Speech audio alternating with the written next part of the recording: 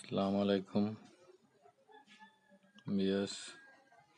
আমার একটা নতুন রেসিপি, সেটা হলো খিচুড়ি রান্না। খিচুড়ি কীভাবে রান্না করবেন সেই রেসিপি। প্রথমে তেল দিয়েছি, তেল দেওয়ার পরে পেঁয়াজ, দারচিনি, লং, জিরা ভালোভাবে তেলের মধ্যে ভাজতে হবে। ভাজার পরে আদা রসুন ছেড়ে দিলাম। আদা রসুনটা একটু ভালোভাবে ভাজতে হবে। ভাজার পরে একটু ভেজে পরে আবার জিরা বাটা দিতে হবে। এখন জিরা বাটা দিলাম, জিরাটা একটু ভুনা করে তারপর চাউল আর ডাউল একসাথে মিক্স করে ভাজবে। চাউল দিলাম আর ডাউল দিলাম। এখন একটু ভেজে তারপরে আপনার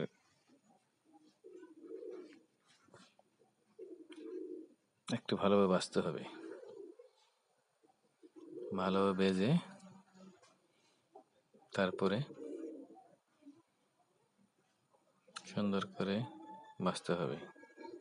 ভাজার পর এখানে মরিচ হলুদ দিয়ে ভাজতে হবে। এখানে মরিচ দিয়েছি, হলুদ দিয়েছি, একটু ভেজে তারপরে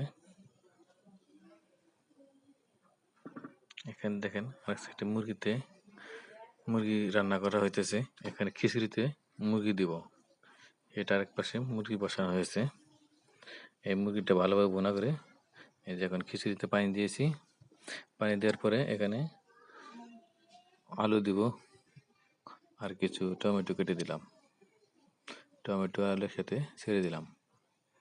ছেড়ে দেওয়ার পর সমস্ত কিছু ছেড়ে দেওয়ার পরে আস্তে আস্তে লাড়াচাড়া দেবো।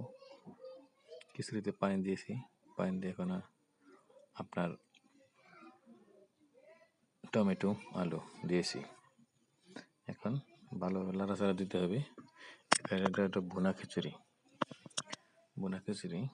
আবার আরেক পাশে মুরগি বসিয়েছি। মুরগিটা হয়ে গেলে এখানে ছেড়ে দেব। এই তো প্রায় হয়ে গেছে, এই তো মুরগি রান্না হয়ে গেছে। মুরগি ছেড়ে দিতেছি। আরো মুরগি আছে, আরো মুরগি দিব। 4 কেজি ডাউল, 2 কেজি ডাউল, 4 কেজি চাল দিয়েছি। দেখেন এখন এক সাইডে বাগার বসিয়েছি, মুরগিটা দিয়ে দিলাম।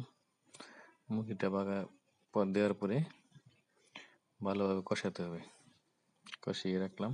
এখন এত খিচুড়ি বাড়তে বাগার দেবো। এখানে রসুন দিয়েছি, পাঁচফোড়ন দিয়েছি, জিরা দিয়েছি, মরিচ দিয়েছি, আস্তা মরিচ এবং গুঁড়া মরিচ দিলাম। দিয়ে লাড়াচাড়া করে এতে বাগারে এখন ঢেলে দেব। এই আমার খিচুড়ি রান্না শেষ। খিচুড়ি হয়ে গেছে, ভুনা খিচুড়ি। তাতে ধনিয়া পাতা দেবো। এখন ধনিয়া পাতা দিয়ে লাড়াচাড়া দিয়ে বাগারটা মিক্স করে দিলাম। খিচুড়িতে এভাবে পাকাবেন, তাতে খিচুড়িটা সেই টেস্ট হবে। এই বাগারে বাকি এটা ঢেলে দিলাম। এটা এখন সুন্দর করে মিক্স করে দিয়েছি। এখন আর কিছু ধনিয়া পাতা দিয়ে দিব। এই আমার খিচুড়ি হয়ে গেল। আমার এই রেসিপি যদি আপনাদের ভালো লাগে, লাইক করবেন, কমেন্ট করবেন, শেয়ার করবেন। খোদা হাফিজ।